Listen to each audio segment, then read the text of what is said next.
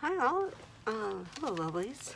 This is Victoria Schultz, the Countess, and I am a multimedia steampunk artist and writer.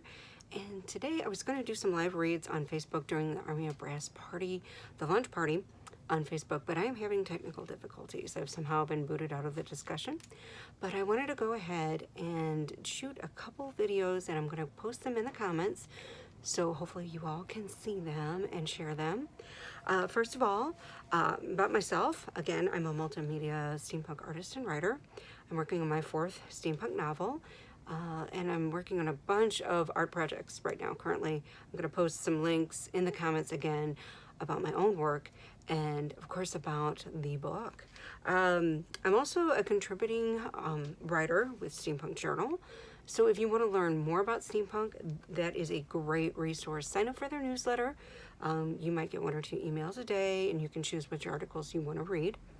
But it is a great group of people, including Phoebe Darkling, who has helped edit, and done a lot of collaborative. She was the collaborative lead for this book, Army of Brass, which is amazing. By the way, it is a fantastic book, over 400 pages, over 20 writers.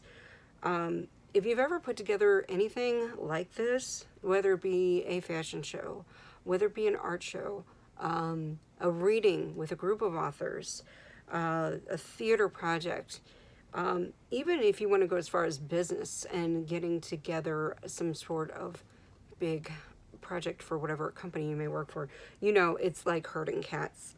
And especially with creative folk, sometimes it's not always the best fit to have the right certain people, getting the right people that want to contribute for the right stories, people at the right levels. Although this work does have people that are beginners, people that have written a lot of books, but what I'd like to say most of all is it's really cohesive. It's very well done. It is an exciting book. It is an adventure, and I really enjoyed it. Another very exciting thing that a lot of people don't know is 10% of the book's profits go to ibby.org. They're giving 10% of the profits to this charity. It is a children's charity that helps with literacy for children, especially affected by war and tragedies of all kinds, whether they be natural disasters or otherwise. So it's nice to know that, your purchase, and it's on sale, I believe, for right now, and you're getting a lot of book for not much money. A lot of that goes to this charity. 10% is a good amount considering they're already splitting profits between a bunch of authors. But it's the collaborative writing challenge, and Phoebe has said that this is this is not her first, but it is her first, I think, that she's done at the helm. So I think it's a great book. And I really enjoyed it. Again, if you like adventure, if you like a little hint of romance, there is something for everybody in this book. There is some violent content, but I wouldn't say it's any worse than, say, like the Divergent series or Twilight, that sort of thing. So I have really enjoyed it. So I'm going to go ahead and post this video first. Hopefully you guys will see it, pass it on. And then I'm going to try and post some reading videos. And again, I have to post in the comments. Unfortunately, somehow I got locked out of the discussion. So hopefully this will post. And I will be back in a few minutes. Thanks. Hello, lovelies. It's Victoria again. My steampunk name, the Countess. And again, I'm a multimedia steampunk author and artist. And what I'd like to do for now is read a little bit from the first chapter of Army of Brass, where 2 of our main characters meet each other, and that would be Elena and Jack. I just want to say I do enjoy their part of the story, being a little bit of a romantic nut. I did enjoy their storyline, especially in this book. So again, this is from Army of Brass, the first chapter. Lord Rotterdam gave a dismissive roll of his eyes and turned his attention to the Lord Speaker. Lord Van Buren, perhaps it would be in order to post an escort of city guard with Mrs. Gable. Clearly, this news has shaken the fragile thing. Elena felt as if she'd been struck in the jaw by the odious man's superior attitude. She was about to launch a silver retort to his statement, but her hand subconsciously fell to her wrist and felt the absence of her wedding clasp around her forearm. The skin where it used to lay had darkened to nearly the same color as the rest of her healthy tan complexion. She thought of her husband, and the memory of that magnificent man ignited a deep and explosive passion within her. Sir, you are grossly overconfident. Even a novice marksman will shoot out your eye at 300 yards in any weather. The hunter baron is a man of conquest, and he will kill the weak and leave them to rot in the sun. Any prisoners he takes over sport, he will, Elena sputtered, eyes welling at the memories of her husband in his final moments. Lord Rotterdam flushed red with outrage, but before he could reprimand the tinkerer, a cavalier voice emanated from the rear of the meeting room. She's right. Southern marksmen are not to be trifled with, said a young man in a neatly pressed red and tan uniform, wearing expertly polished black boots. He walked into the meeting room through the open double doors without any care of formality or propriety, giving only the most cursory of bows to the Assembly of Lords once he was halfway up the room's main aisle. Then his steely eyes softened and warmed as he looked upon Elena. Mrs. Gable, the voice of reason as usual, I see. The herald of the Lord Speaker scrambled into the room behind the man who had just disturbed the proceedings. Sheepishly, the boy stood at attention and announced the man in an attempt to salvage some measure of decorum. My lords and fellows, I present Mr. Jack Davenport of the Capital Cartographers Society.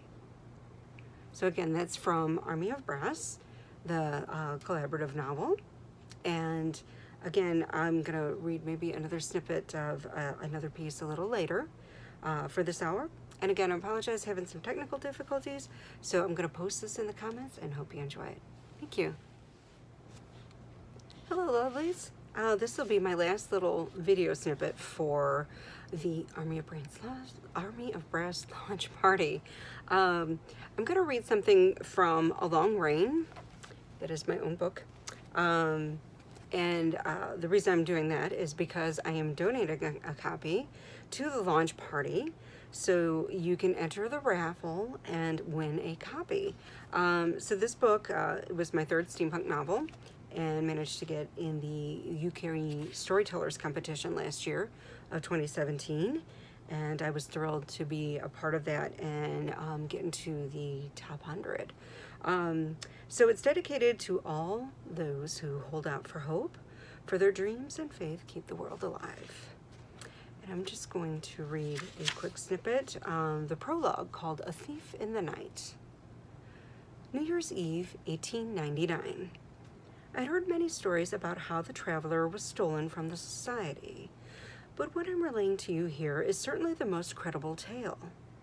On New Year's Eve of 1899, a delivery man arrived at an ostentatious compound of distinctly manners, an impressive hall and grounds of grandeur. This man's arrival was expected, for he was considered a fixture of the organization that owned the whole territory. This organization, the Society, one that I am now a part of, had been developed long ago to act for the greater good. The driver passed through the ornate gates in an ordinary delivery carriage. Inside the transport was an incredible cake, created for a once-in-a-lifetime evening. A guardian of the dessert, in the form of a baker, also a fixture, sat next to the impressive suite. A new century was coming, and the compound's inhabitants were ready to celebrate. But the cake wasn't of the most importance to the driver or the baker. What they were going to replace the cake with that evening would temporarily change the world for almost 50 years. The driver, Mr. Stewart, was of Germanic heritage, had a bushy dark beard and mustache that was beyond the times and fashion. I would later find out that he was truly only known by his last name, Ebersol. The baker's name was Dr. Carthage. Ever since word of a possible time travel device reached an imposing organization to the society, the Mass, the two men had been recruited to steal it for the not-so-greater good. Revelers lined the street as they entered the secretive grounds that were a satellite location for the most powerful spy organization in the world. The holiday was a perfect distraction for their plan. The massive 5-tier cake was delivered and put in place at 10 p.m. Its size and weight had been carefully calculated to match that of what would soon go into the truck. Members of the society delved into the cake's luscious layers of rich delight as the driver and baker were invited to join in the celebration and roam the grounds in return for their savory efforts.